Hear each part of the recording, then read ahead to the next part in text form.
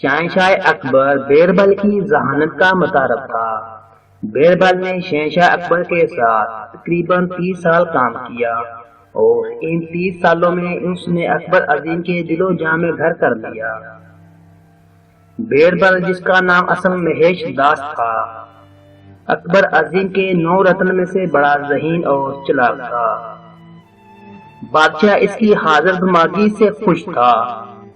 بادشاہ بیربل کو کسی نہ کسی امتحان میں ڈالے رکھتا تھا۔ ایک دن بادشاہ کو خیال ہوا کہ سلطنت کے عقل مند انسانوں سے ملتا رہتا ہے، کیوں نہ بے وقوف انسانوں سے بھی مل لیا جائے، اور کہا کہ وہ سلطنت کے 6 بے وقوفوں سے ملنے کا اشتیاق رکھتا ہے۔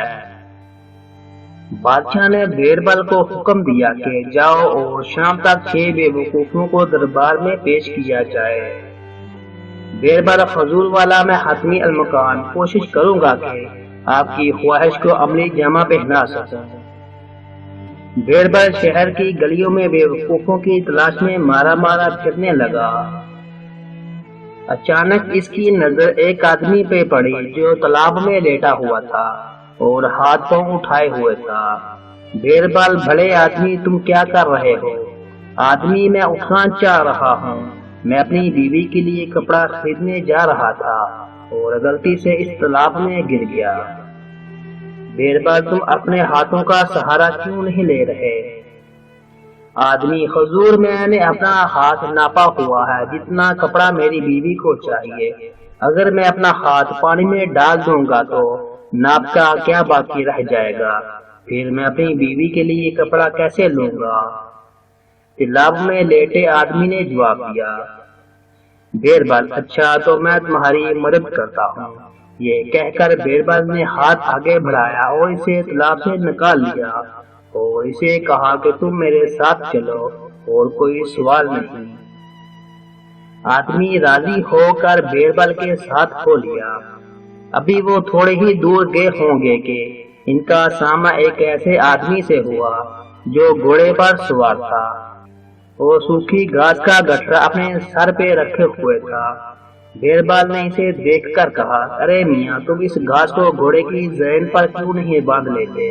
اس گھوڑے سوار نے جواب دیا، جناب، گھوڑا کمزور اور دبلا ہے، اتنا وزن نہیں اٹھا سکتا۔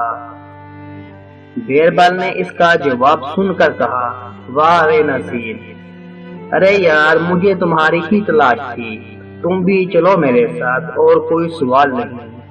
وہ شخص بھی ان کے ہمراہ ہو لیا۔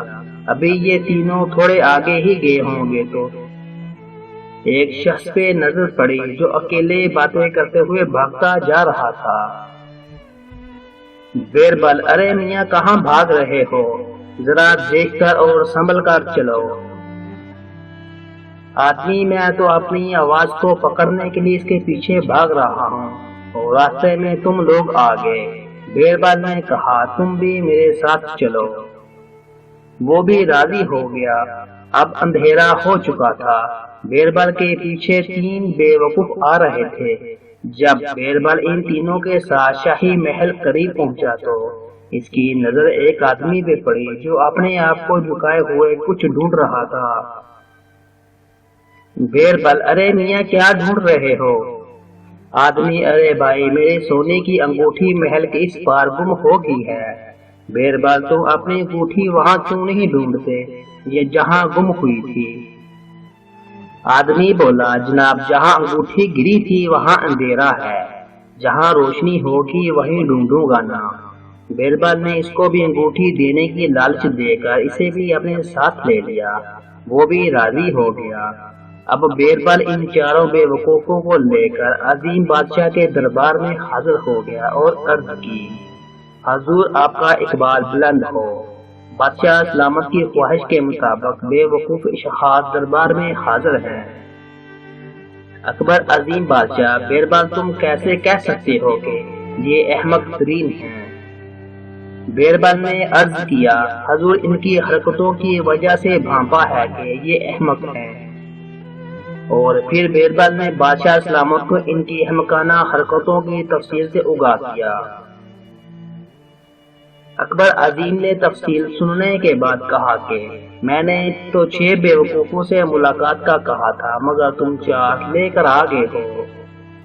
بیربل نے عرض کی جی حضور 4 ہی لے کے آیا ہوں۔ بادشاہ نے کہا کہ باقی 2 کہاں ہیں؟ بیربل نے کہا اگر جان کی امان پاؤں تو کچھ عرض کرو۔